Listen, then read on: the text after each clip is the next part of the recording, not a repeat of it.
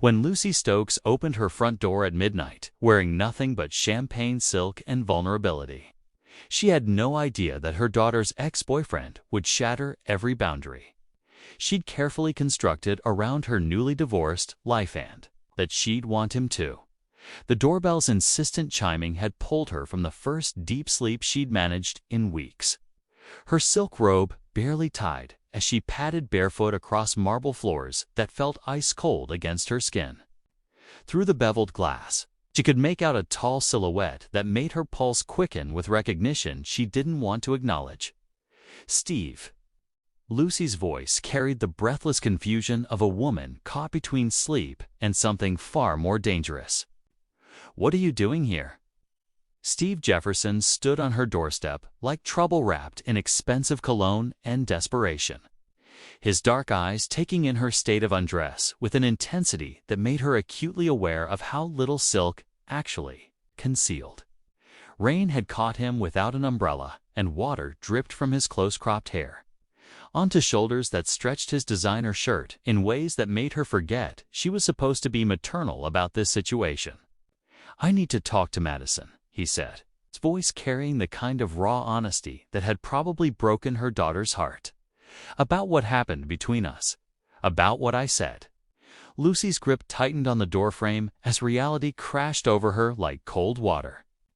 Madison was 3 hours away at her father's house, probably crying into the same pillow she'd sobbed into for 2 weeks after.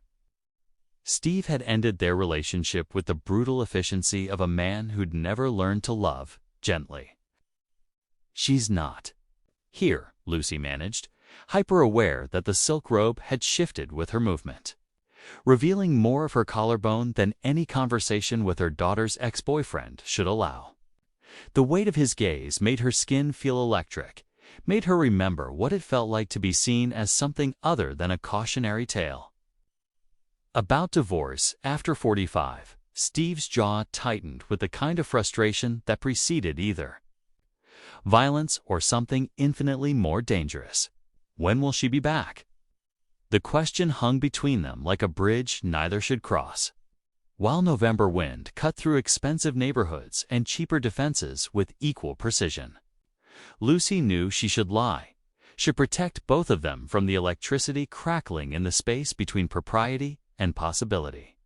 Instead, she stepped aside and watched Steve Jefferson walk into her life like a man who'd already decided some mistakes were worth making twice. Coffee had never felt so loaded with subtext as Lucy stood at her granite counter, hyper-aware that Steve Jefferson was watching her measure grounds with the intensity of a man studying blueprints for something he planned to build. Morning light streamed through floor-to-ceiling windows, turning her kitchen into a stage where every movement felt choreographed by desire and regret in equal measure. "You take it black," she said, not really asking as she poured coffee into mugs that cost more than most people's weekly grocery budget. Her hands trembled slightly, betraying the composure she'd spent 20 years perfecting in boardrooms and PTA meetings. "How did you know?" Steve's voice carried the rough edge of a man who'd slept on a stranger's couch, instead of driving home through rain and better judgment. Lucy's laugh held no humor. "Madison complained about it constantly.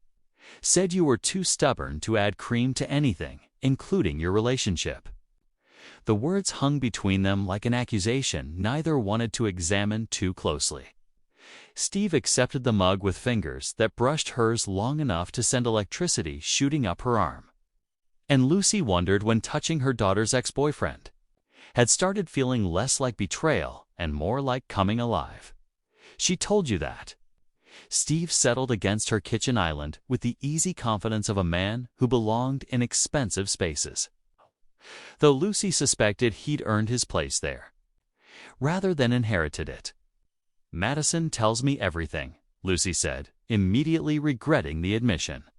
"Told me, anyway, before she decided I was the enemy for getting divorced instead of staying miserable for her comfort." Steve studied her over his coffee cup, and Lucy felt stripped bare under his assessment. "She's 22. The world's supposed to be simple."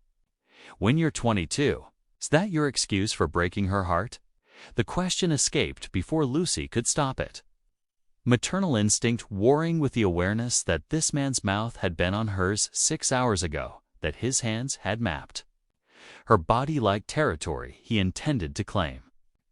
I broke up with her because I'm 28 and she's 22. And that gap isn't just about years, Steve said quietly. She wanted me to be her rebellion against everything you taught her to value. I wanted her to be something she wasn't ready to become. Lucy felt something shift in her chest, a recognition that made her coffee taste bitter. And what was that? An equal partner instead of a beautiful project. The honesty hit Lucy like a physical blow, making her realize that Steve Jefferson understood her daughter better than she'd given him credit for. And that understanding made him infinitely more dangerous to her carefully constructed defenses.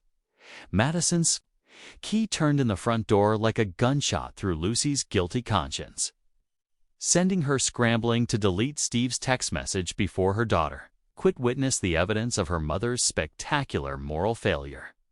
The phone disappeared into her desk drawer just as Madison's voice echoed through the foyer, carrying the particular brand of devastation that only 22-year-old heartbreak could achieve. "Mom, are you home?" Lucy's reflection in her office window showed a woman who looked like she'd been caught stealing, which she supposed wasn't far from the truth. She smoothed her blouse with hands that still remembered the weight of Steve's touch, then forced herself to walk toward the sound of her daughter's pain with maternal instincts that felt like wearing someone else's skin. Madison stood in the living room clutching a duffel bag like a shield, her blonde hair unwashed and her eyes carrying the red-rimmed evidence of tears that had probably started the moment she'd left her father's house. She looked young and broken and nothing like the confident graduate who'd walked across a stage 3 weeks ago, believing the world owed her happiness. "Baby, what happened?" Lucy's voice carried automatic concern, even as guilt clawed at her throat. "Like a living thing. He texted me." Madison's words came out between sobs that made Lucy's chest ache with recognition. "Steve texted me this morning saying he needed to explain that he'd been thinking about what we had, that maybe he made a mistake." Lucy felt the blood drain from her face as she realized Steve's midnight visit had probably triggered whatever message had sent Madison fleeing back home. The irony tasted like ash as her daughter was crying over texts that had probably been sent while Steve was drinking coffee in Lucy's kitchen, explaining why Madison wasn't ready to be an equal partner. "What did you tell him?"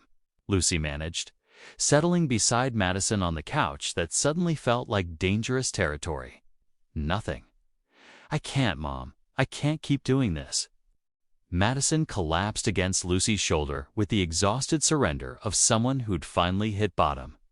"He breaks up with me, then texts me when I'm finally starting to heal.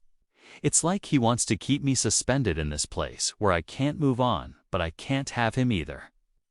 Lucy's arms circled her daughter automatically, muscle memory taking over while her mind reeled with the realization that Steve Jefferson was playing some kind of game she didn't understand.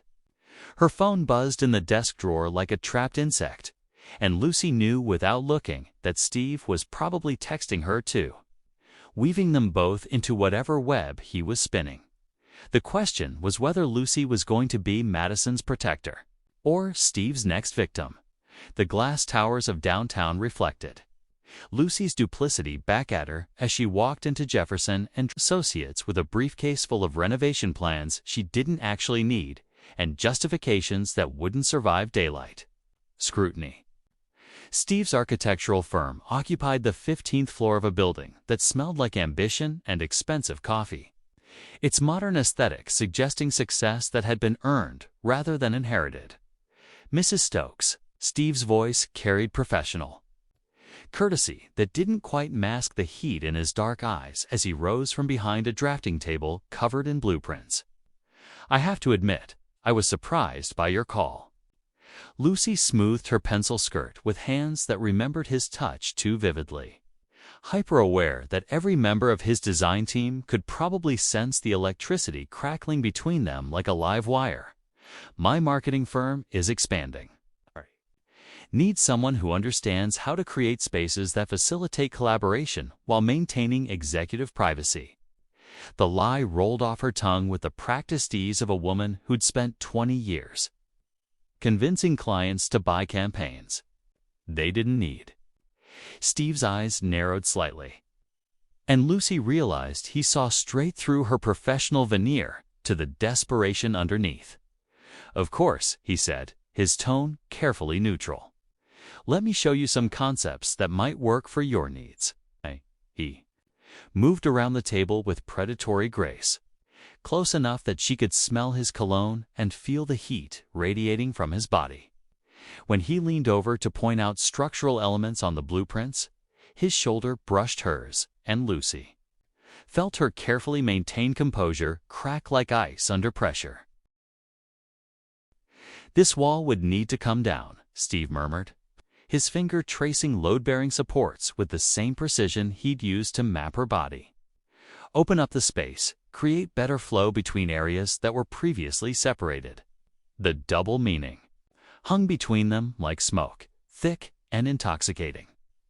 Lucy found herself staring at his hands as they moved across architectural drawings, remembering how those same fingers had discovered sensitive places her ex-husband had never bothered to explore.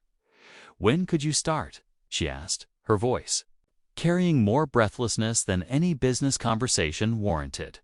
Steve straightened, his eyes meeting hers with an intensity that made her pulse hammer against her throat. "I'd need to do a site visit first. Take measurements, assess the existing structure for ... weaknesses. Between them like a challenge." And Lucy realized she'd just hired the one man who could destroy everything she'd spent her life building: her relationship with Madison, her professional reputation, her carefully constructed identity as the responsible adult in every room. "Tomorrow afternoon," Steve continued, his smile carrying promises that had nothing to do with construction timelines and everything to do with the careful demolition of her defenses. The Crystal Garden restaurant felt like a shrine to Southern propriety, all white tablecloths and whispered conversations where appearances mattered more than truth. Lucy sat across from her sister Caroline, picking at a salad she couldn't taste while wrestling with confessions that would shatter every expectation there. Charleston's raised mother had drilled into them about appropriate behavior for divorced women of a certain age. "You look terrible," Caroline observed with the brutal honesty that came from sharing a womb and 40 years of family secrets. Her blonde hair was pulled into the same perfect chignon their mother had favored, her pearls catching light like tiny accusations. "When's the last time you slept?" Lucy's laugh carried no humor. "Sleep's overrated when your life is imploding in real time." "Madison will come around," Caroline said, misreading Lucy's distress with the confidence of someone whose biggest scandal was serving store-bought pie at a church social. "Divorce is hard on children, even adult children. She just needs time to adjust to the new normal." The phrase "new normal" hit Lucy like a slap because nothing about her current situation qualified as normal by any standard their family would recognize.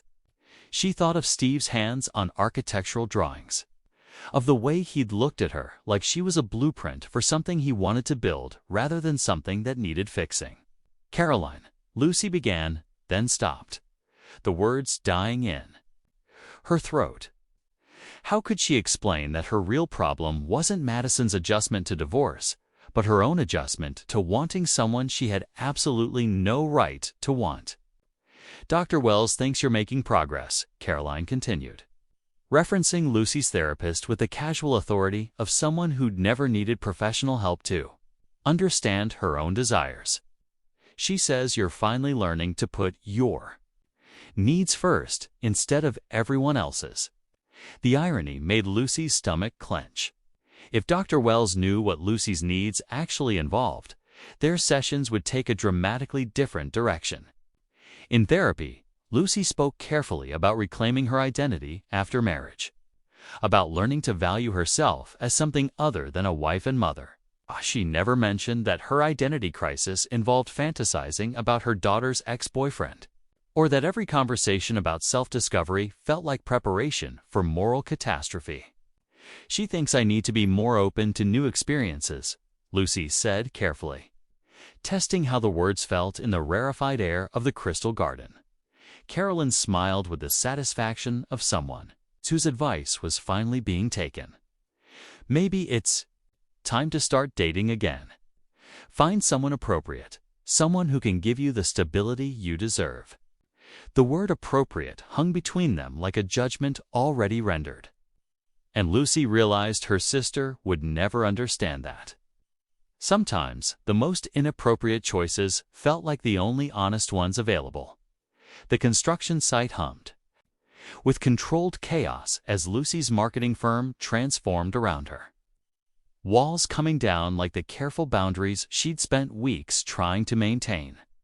Steve moved through the debris with predatory grace, his work shirt clinging to shoulders that made her forget every professional reason she'd hired his company, while her staff pretended not to notice the electricity crackling between their boss and the contractor who looked at her like he was planning architectural renovations that had nothing to do with office space. "I need you to check these measurements," Steve said, his voice carrying just enough professional courtesy to fool her assistant browsing nearby. He led Lucy toward the exposed brick wall where privacy and plausible deniability intersected like a perfectly engineered accident. "Here," he murmured, pressing against her back as he reached around to pointed markings that didn't exist. Lucy felt the solid heat of his chest against her spine, felt his breath warm against her neck as sawdust danced in afternoon light streaming through construction plastic. The power drill's vibration through the wall sent tremors up Lucy's body. That had nothing to do with construction and everything to do with the way Steve's hands bracketed her waist, holding her steady against sensations that made her pulse hammer between her thighs. When he stepped closer, ostensibly to reach a higher measurement, Lucy felt evidence of his arousal press against her back, making her breath catch audibly. "Lucy, there's a beam installation that requires your approval," Steve said louder, for the benefit of anyone listening, then whispered against her ear, "Supply closet. 2 minutes." She found herself straddling the support beam he'd indicated, her pencil skirt riding up her thighs as Steve positioned himself below her, his hands spanning her legs with the excuse of providing stability. The rough wood between her thighs created friction that made her arch involuntarily, while Steve's thumbs traced circles against silk stockings that might as well have been nothing at all. "Is this structurally sound?" Lucy managed, her voice breathless as his hands moved higher, finding the sensitive skin just above her stockings. "Depends on how much stress you plan to put on it," Steve replied. His dark eyes locked on hers with an intensity that made the construction site fade into irrelevant background noise. Her phone buzzed with a text from Madison asking about dinner plans, shattering the moment like cold water. Lucy scrambled down from the beam, smoothing her skirt with hands that trembled visibly, while Steve's tool belt hit the floor with deliberate slowness that felt like a promise rather than an accident. When her assistant called her name from across the workspace, Lucy realized she was standing inches from professional suicide. And she'd never wanted anything more in her carefully controlled life. The coffee shop buzzed with a kind of millennial energy that made Madison feel ancient at 22 laptops and lattes creating a backdrop for conversations she'd never imagined having about her own mother. Jasmine sat across from her, dark eyes sharp with the investigative instincts that had made her a star journalism student, while Madison spread evidence across the reclaimed wood table like a detective building a case against someone she'd trusted her entire life. "Your mom's acting weird," Jasmine said, stirring oat milk into her cortado with deliberate precision. "Like weirder than normal post-divorce, weird. This is something else entirely." Madison's phone displayed the text thread that had started her suspicions at Lucy's increasingly erratic responses. The way conversations about simple dinner plans suddenly involved construction delays and scheduling conflicts that didn't quite add up to coherent explanations. She hired Steve's firm, Madison said, the admission tasting like betrayal in her mouth, for office renovations that she's never mentioned before. At a company that's been in the same space for 8 years without needing upgrades, Jasmine's eyebrows shot up with the kind of predatory interest that made her dangerous in investigative journalism classes. Steve Jefferson. You're Steve Jefferson. The one who broke your heart and then texted you out of nowhere. That's what I'm trying to figure out. Madison scrolled through her mother's social media, noting the careful absence of construction photos or renovation updates that Lucy would normally document obsessively. She's being secretive about everything. Won't let me visit the office.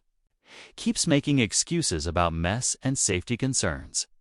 Her phone rang with Lucy's contact photo, carefully staged family portrait from Christmas. That now felt like evidence of lies wrapped in holiday cheer. Madison answered with the wariness of someone who'd learned to listen for deception in familiar voices. "Hi, Mom." "Darling, I can't do dinner tonight." Lucy's voice carried the breathless quality of someone caught in motion. "The renovation hit complications, and I need to stay late to supervise the structural adjustments." Madison's eyes met Jasmine's. Across the table, both recognizing the careful phrasing of someone choosing words to avoid specific truths. "What kind of complications?" "Technical issues. You wouldn't understand the architectural details." Lucy's dismissal felt patronizing in ways that made Madison's jaw tighten with anger that had nothing to do with canceled dinner plans. "Try me," Madison said, her journalism training kicking in as she prepared to catch her mother in whatever web of lies she was spinning. The pause stretched long enough for Madison to hear male voices in the background, one of which made her blood freeze with recognition. When Lucy hung up, claiming poor reception, Madison realized her mother wasn't just acting strange, she was actively hiding something that involved the one person guaranteed to destroy what remained of Madison's faith in family loyalty. The private dining room at Meridian felt like a stage set for seduction, disguised as business, candlelight casting.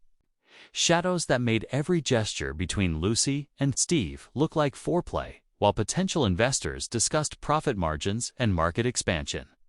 Steve's apartment afterward promised privacy that Lucy knew she shouldn't want and couldn't resist, especially when he poured wine with the deliberate precision of a man orchestrating something far more intimate than a business partnership.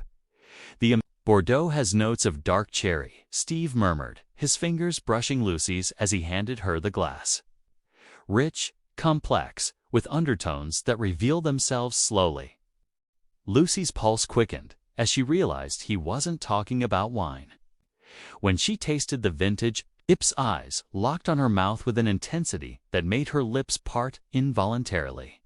And she knew they'd crossed from professional consultation into dangerous territory where every interaction carried sexual weight. That the investors excused themselves earlier than planned, citing morning flights and strategic partnerships that needed further consideration, leaving Lucy and Steve alone in his apartment with dessert and explanations that felt increasingly unnecessary.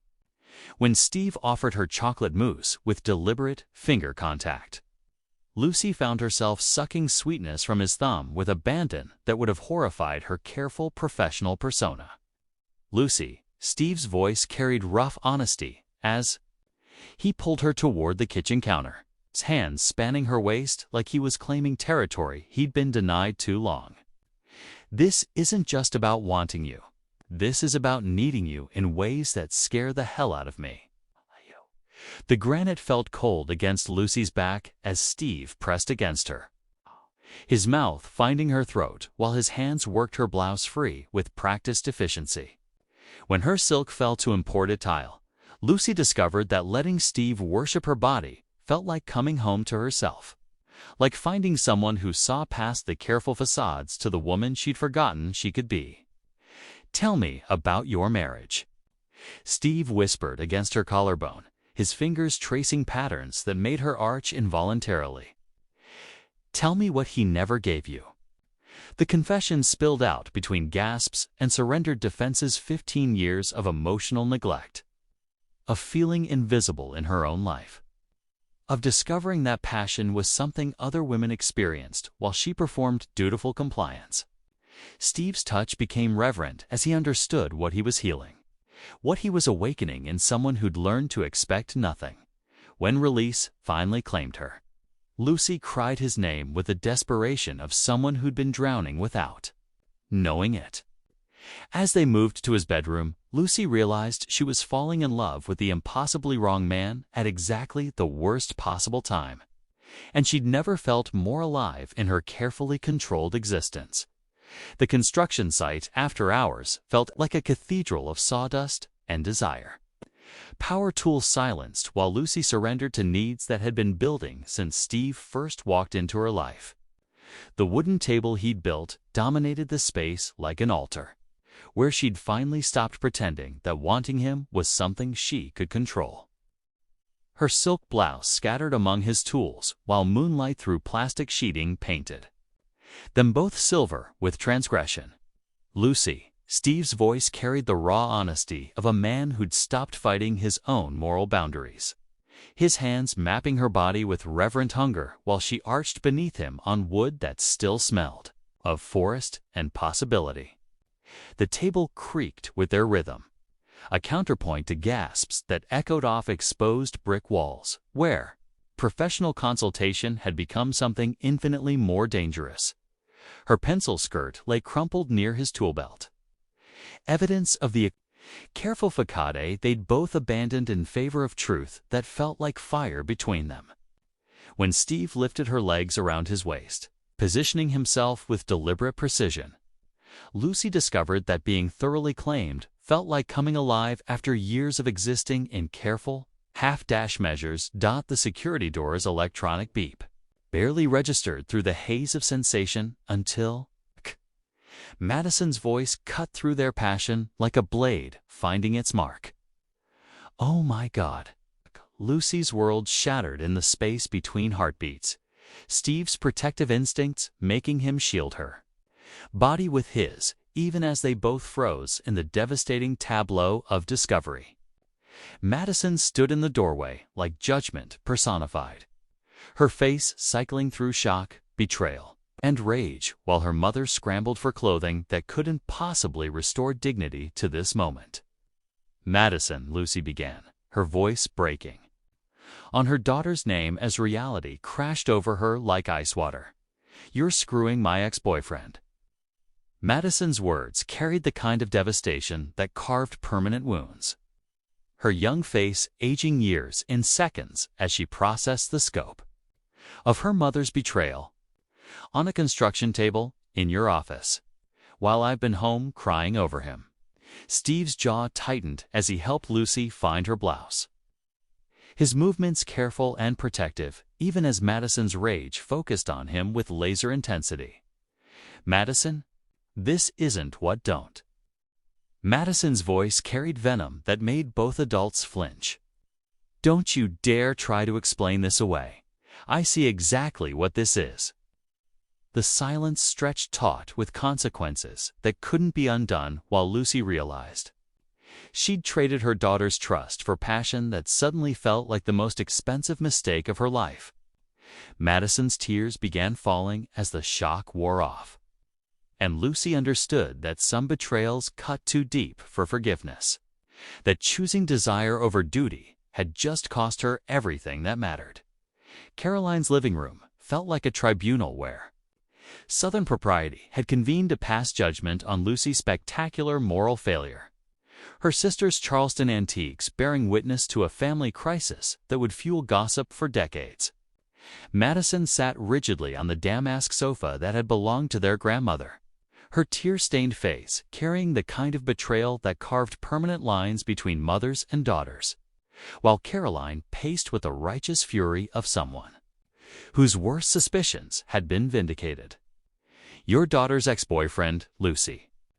Caroline's voice carried the particular venom reserved for family members who'd violated unspoken codes of conduct. A man half your age who broke her heart 2 weeks ago. Have you completely lost your mind?